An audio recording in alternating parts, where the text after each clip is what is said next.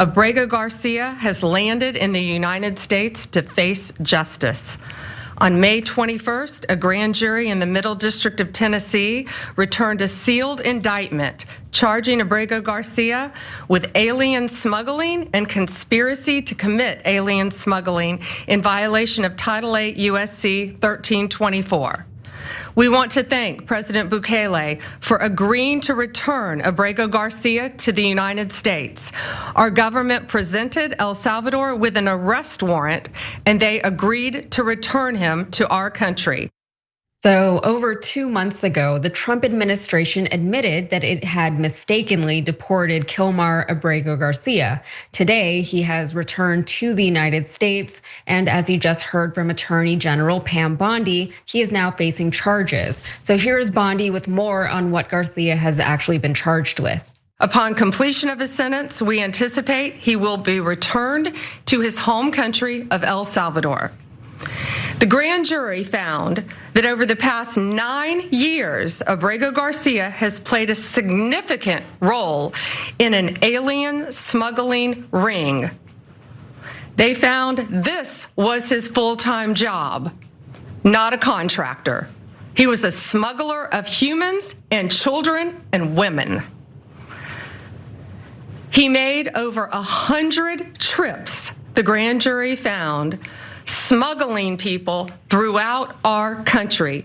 MS-13 members, violent gang, terrorist organization members throughout our country. Thousands of illegal aliens were smuggled. If Abrego Garcia is convicted, both crimes are punishable by up to 10 years in prison. Today, ABC News reported that according to sources familiar with the investigation, the criminal investigation that led to these new charges began back in April. And it has to do with a traffic stop back in Tennessee in 2022 when Abrego Garcia was pulled over for speeding. He had 8 passengers in his car. So here are those details.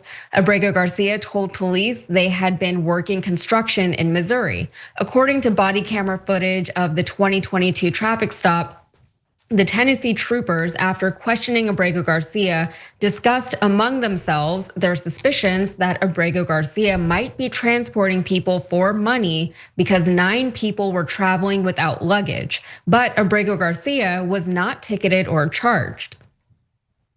Abrego Garcia was let off with a warning. This year, the Justice Department questioned the man who owned the vehicle that Abrego Garcia was driving during that traffic stop. So after being granted limited immunity, the man allegedly told investigators that he previously operated a taxi service based in Baltimore.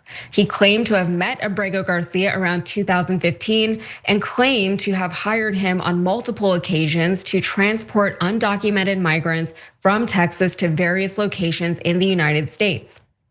When details of the Tennessee traffic stop were first publicized, Abrego Garcia's wife said her husband sometimes transported groups of fellow construction workers between job sites.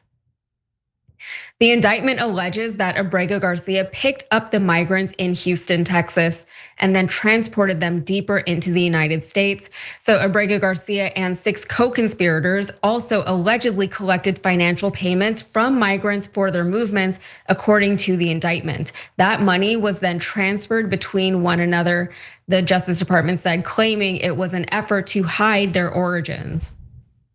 So even if Abrego Garcia is found to be guilty of something, it still does not justify the actions of our government in the first place for deporting him prior to any investigation or due process or conviction. Of course, it would help with the optics as far as justifying these deportations to the people who already support and want to support these deportations, to the point that they are sort of fine with flouting the Constitution and not giving these people due process. So they really want to make an example, it seems, out of Abrego Garcia to legitimize their operations to their base. But Cenk, this also might feel a little bit like an intimidation tactic, as in they want Abrego Garcia to regret even coming back to this country, even while he was wrongfully deported in the first place. What do you think? Yeah, I think there's 2 important points here. One is, why are they doing this? Which is, and not being talked about in the press. Let me tell you why. So there's some lawsuits about this that they want to avoid, but that's relatively minor. So the big thing is the Supreme Court told them to return Abrego Garcia. But it was not the final decision. They brought it back to the lower courts, and it was working its way back up the lower courts, and the lower courts were all confirming, bring him back, bring him back. What they didn't want is for it to get back to the Supreme Court, and for the Supreme Court to say, no, what you're doing is obviously unconstitutional, and you must bring him back. They wanted to avoid that embarrassment. And that loggerheads that would have put them in with the Supreme Court, which by the way, I'm glad they avoided that, because then that's an actual constitutional crisis if they don't listen to a final Supreme Court decision. So that's what they were trying to avoid here. But what they don't want is, oh, we just bring him back because the courts ordered us to, because Trump's ego is way too large for that and his skin is way too thin for that. So he's like, he needs a face-saving gesture. So, oh yes, we're bringing him back to try him for criminal charges. Now, one of our members, Nomadic Bloom, said something that I agree with. They said, I need to see proof, but if he did the crime, he should serve the time, and then in brackets, in the United States. That's right. If you do a crime in the US, you should serve time here, and you should be brought to justice. So if it was true, I would say, okay, I mean, that's fair, but now some caveats to that are important. Look, in terms of the actual substance of what he did in transporting them, I don't know, and I can't make that judgment call based on what evidence we have here. I'm not saying that he's definitely innocent on that, and I'm certainly not saying he's guilty on that. I don't know. So why don't we know? Number one, that person that they made the deal with that said, oh yeah, he was running a taxi service inside the country for undocumented immigrants, he got offered immunity for that testimony. So if you go inside a jail and you waiver on immunity for Donald Trump's purposes, somebody's gonna tell you Abrego Garcia did something wrong. So, but it could be true. Well, that's what we have court system for. So I'm curious how this trial is gonna go. But I found a second piece of evidence to be very compelling, guys. ABC News reporting, and I'll quote them here: the decision to pursue the indictment against Abrego Garcia led to the abrupt departure of Ben Schrader, a high-ranking federal prosecutor in Tennessee. Schrader's resignation was prompted by concerns that the case was being pursued for political reasons, the sources said. And Schrader's 15 years serving there and head of the criminal division. If the head of the criminal division resigns in protest because he thinks you're doing a political prosecution of someone, it's a pretty big sign that you're doing a political prosecution. Brett, what do you think? It's definitely like they're pretending they did nothing wrong. Did you listen to Pam Bondi? She told you the guy's been convicted by a grand jury. That's not what grand juries do. Grand juries don't say they found this person guilty of this. Grand juries listen to the evidence and say whether we should get an indictment going. Is there enough evidence for us to proceed with the process? She just told you that a grand jury does what a grand jury does not do.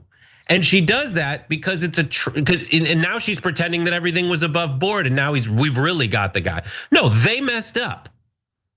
The trap here is to talk about whether Abrego Garcia did any of this. That's a trap, because that's the stuff that we're supposed to let the justice system do correctly.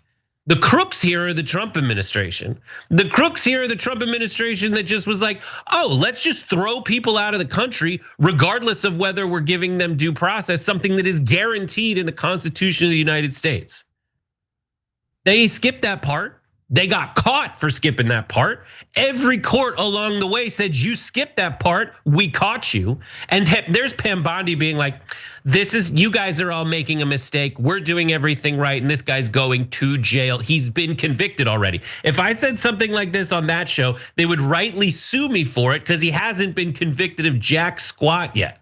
I can't say that unless we got a confession or a conviction. She just did that because she's Pam Bondi. And I know they posture like that in the court of law, but this is all textbook Pam Bondi. And the last thing I'll say is, reminder, Pam Bondi is a crooked person. Pam Bondi was investigating the Donald Trump organization until they gave her $25,000. The whole story itself is comically ridiculous, but the long story short is, after that money went into her pocket, she stopped investigating the guy and gave a litany of what would then be proven to be false statements at worst, and at best, like misstatements about actually what went down. But really, it just turned out to be a bribe. So I'm going to quote Velvet Goldmine, who's a member on Twitch. If this isn't manufactured, then why didn't they say anything about these charges when they were trying to justify his deportation in the first place?